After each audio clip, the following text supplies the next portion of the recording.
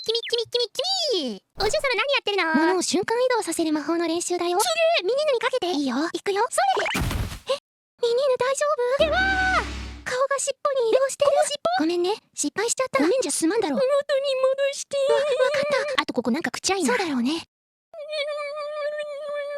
尻尾に顔があるのやだよ。今元に戻すからね。早く。あった。ミニヌ行くよ。頼む。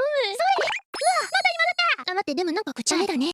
お嬢様まだ。もうちょっと待っててね。血上生活はやだよ。嫌だよね。あ、どうしたの？うんち出そう。ここから出るのかな？そうだろうね。そういえば自分のうんちが出るの見たことないな。見れるじゃん、ラッキー。ポジティブだね。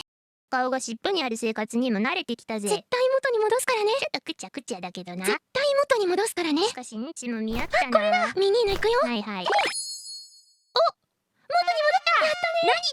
何言ってんだ。戻ってねえぞ。